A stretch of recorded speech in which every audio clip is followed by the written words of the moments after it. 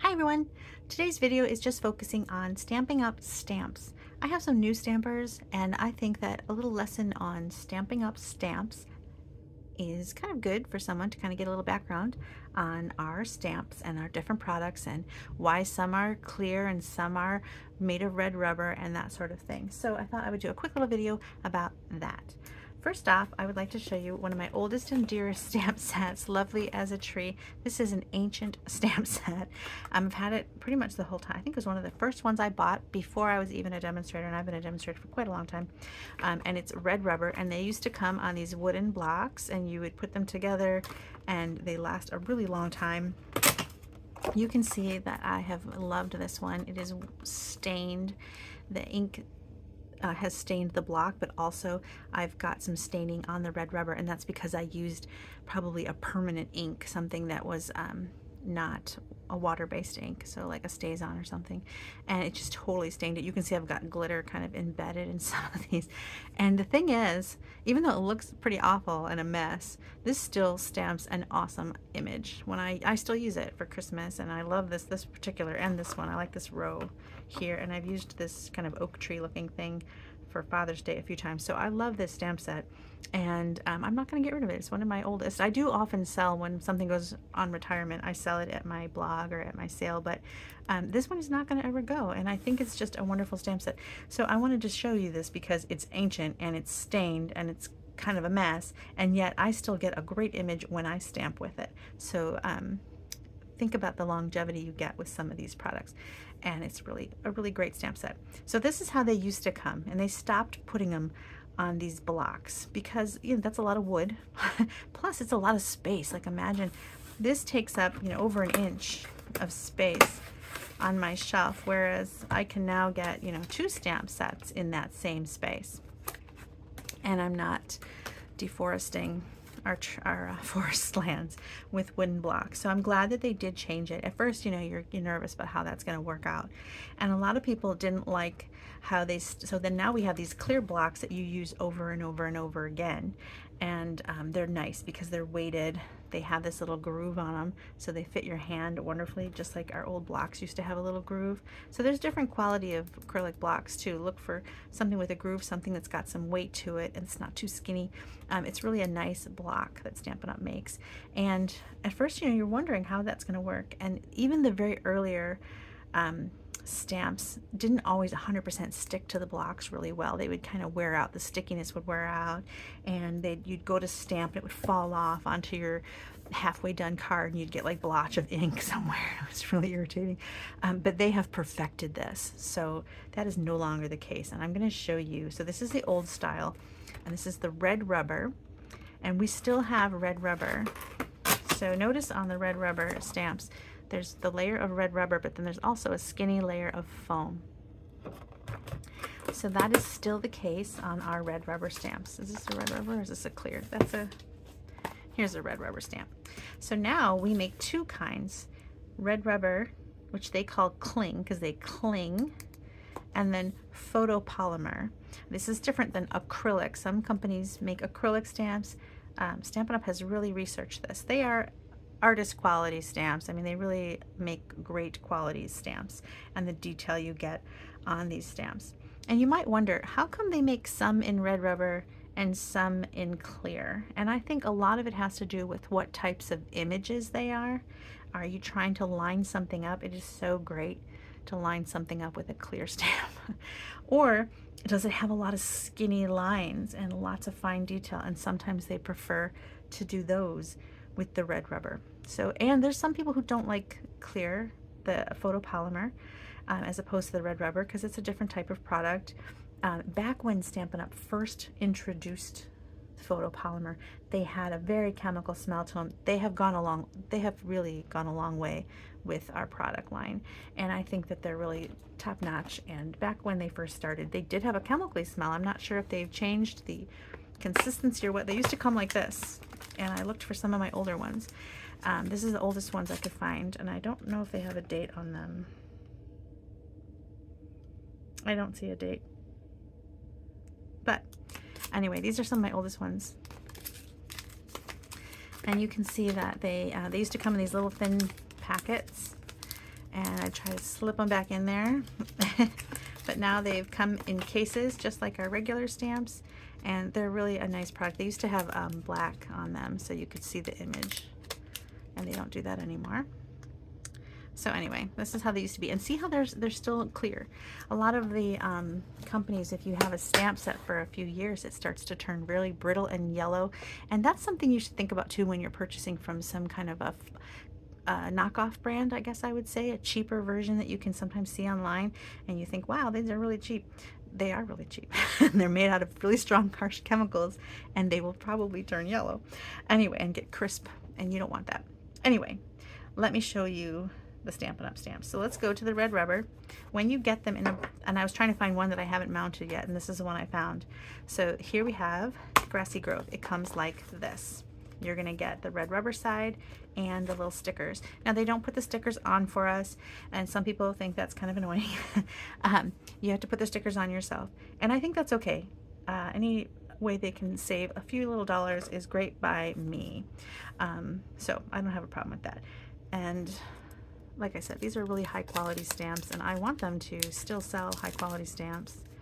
And it's hard to sell high quality stamps in the marketplace because so many knockoffs can be available. So if they can save a little bit of money by making me put the stickers on myself, I'm all for it. Okay, so here is how they come. I take the whole backing off like this. All right, let me get rid of that. Some people throw away this outline. I do not. I think that is an important thing to have, and let me tell you why.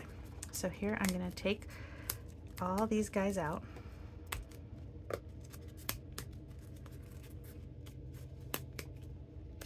They're just kind of attached every so often with like a little bit of the rubber that didn't get cut. When they laser around them, they leave some bit attached so that you can still have them all nicely in place. They don't fall out when they're getting put away in their cases, ready for shipping.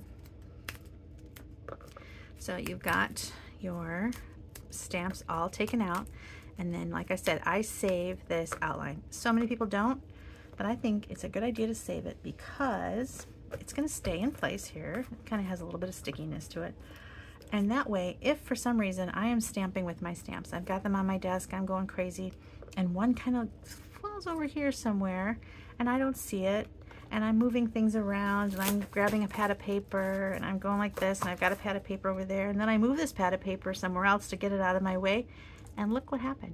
There's some stamps on the back. And if I don't know how many are supposed to be in here at a quick glance, I might think I have them all and put this away, and then this gets shoved in a drawer, and these stamps fall further and further somewhere else. So because I have this outline here, I know what belongs here. I know how many stamps. Now, yes, it does say how many. If you look right here, it says 9. But do I really want to have to go 1, 2, 3, 4 and see if I have all 9? No, I can just at a glance know that I'm missing one, and I know which one I'm missing, right? I know that I'm missing the deer or the trees or whatever. So I think keeping the outline is a great idea. That's just me. All right, so now what do you do here? So you got your stickers, and I'm going to show you how I do it. These stickers, if you've gotten some really old ones, they didn't used to stick as well. Now they really do. They stick amazing. You can even wash them if they get really, if you know, you drop them and your cat plays with them for a while and they get cat hair all over them. You can kind of clean them off too.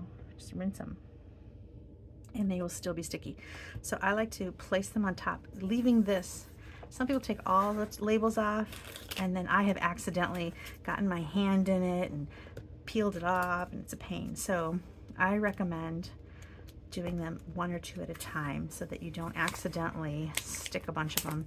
And like I said, this is very sticky. Let's say if I were to take this out of here and try to put this sticker on, both sides are sticky, right? Because one has to stick to the foam, but the other one has to stick to the block. So both sides are sticky, and you want to make sure you've got it on the right side. So I think leaving them in here is great, and they've got a laser cut around that matches the exact form and contour of this. So I'm going to lay it right down and press, and then peel it up and put it in my block. So I will do the rest of these on fast forward.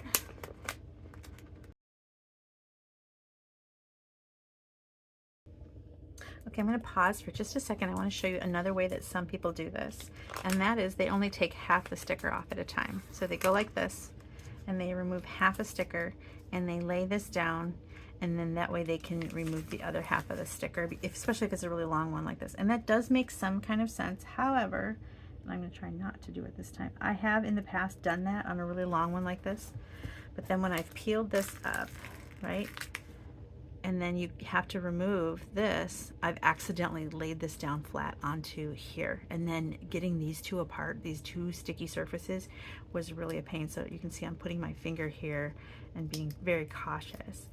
And so yes, you can do it that way, but I find, see, it's hard to do, I find it's just easier to leave it on here, both sides, and place your stamp. So I wanted to show that in case you think, oh, I bet I could do it that way. Sometimes, especially on a skinny one like this, if you do half and then you try to peel that off, it's really, sometimes those two sides can stick together, and it's just, do it this way, or at least I think this is the way to go. All right, this is all now garbage, throw that away, and you've got your stamps mounted and ready to use.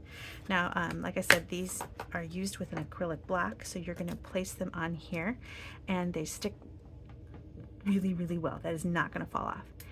And like I said, in the olden days, not that long ago actually, but in the old, back when they first started coming out with the cling, the material, the sticker, was not as sticky as this. It was more like color forms. If you remember color forms play, it's like a little play thing where you can make a picture with different clingy plastic things. It was like that. And sometimes if you went like this, the stamp would fall off, or if it was really humid, the stamp, or really cold in your house, the plastic would, it would, the stamp would fall off. So they have really come a long way. I know there are some people who don't bother putting these stickers on there, and because they're used to how they were when they first started doing this, and they don't want them to fall off and accidentally ruin a project. But I really think that they've come a long way. I think you really should use the stickers. I have seen people not, and then accidentally put the stamp upside down. I mean, maybe with some stamps it's obvious what's the top and what's the bottom, but you know, if you don't have the words on there, you might accidentally stamp upside down. So anyway, I think they've really come a long way. So here is a red rubber with the foam on it. You saw it still has that foam layer, and they're just a really great, nice image stamp. Now, the other way that Stampin' Up! Does it are photopolymer. I touched on that a little bit with the yellowing of the older ones, but these are really high quality photopolymer stamps. They have no odor to them these days, and they've really perfected this, I think. So these stamps come like this. They still come on a little plastic sheet, but the images are here. So as you use them, or if you want to right off the bat, you can take the one sheet off and stick all your images right down on here, and you are good to go. I kind of do it as I use them, and then I lay this on top. So like if I used these already, they're already on here, but if I haven't used these yet, they would still be sitting on here, and this would still be on top. And I lay it down so I can see, okay, do I have everything? I have everything. I can put it away, especially when you've got something tiny. Look at this little heart. Look at how tiny that is. That would be so easy to lose. So I like to lay them exactly where they go and see, do I have everything? And I close the case once I have everything. So the reason why sometimes they do photopolymer versus red rubbers, photopolymer is less expensive to create for us, and sometimes there's a lot of stamps that need to be lined up. Let me show you one of those. Here's one that has to be lined up. Like you're gonna line up these little accent lines on top of this vase. And this one looks kind of goofy because you're like, why is it solid there and only have, it's a highlight. It's like a shine on the glass. So these have to line up. And so the clear really helps with that. And so I've lined up a few, but I have only, so you can see how I've only used a few of these so far. And this, I can say, okay, do I have everything? Yes, I do. And then these are still like that. Now, one thing I want to point out with photopolymer stamps is that sometimes on an image like this, see this big solid mass of image, and I don't know if I can get it to do what I'm going to say, but I'm going to try. Okay, so let's say you're using this for the first time and you ink it up. Let me grab a newer ink pad. Well, let me grab a fun color for this. Let's see, let's go with something bright that you can see, Tahitian Tide. Okay, so I'm gonna ink this up on a little scrap paper. And I'm hoping that it'll, when I want it to do something bad, it's probably not gonna. So this is something I've never used before. You saw I just peeled it off.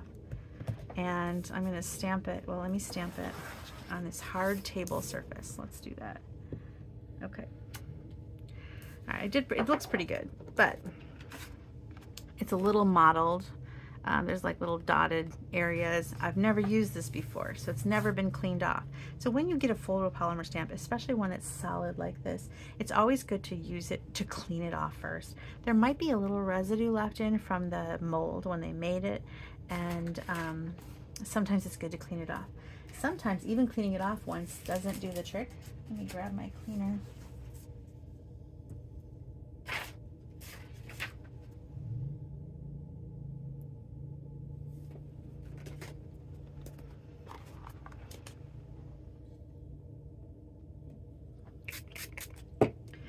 And let me see if I can do it again.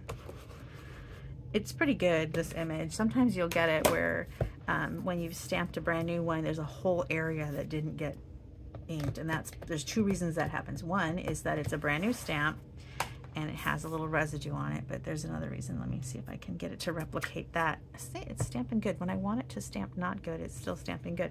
All right. So what you need to do, if you get an area that has a spot that's just for some reason not making contact, part of it is your surface. This is a very hard surface, and it doesn't have any give, like those rubber stamps have some give to them, and the photopolymer has no give. So you want, it has a squishiness to it because it's rubbery, but also sometimes there could be a residue. So you can clean it off first, or put it on your, if it's clean, put it on your shirt or your hands just to get some of that residue off, or your jeans. All those things will help give you a crisp, I got a cat hair now, a crisp image. But also putting it on something that has a little give to it. And I always stamp on this mat, so I have got paper several layers thick, and it gives it a little squishiness instead of this hard table surface. And another thing that Stampin' Up sells is a little foam mat like this. You can see these in the catalog, and this has some give to it. And that really helps get a fresh, clean image when you're using a solid photopolymer. Let me see if you can, I don't know if I'm going to get much of a difference because I did pretty good with just fresh out of the gate here. Let's do another one. All right, so I did pretty good off the bat, so I think that I'm not going to get much better than that. Let's try it again.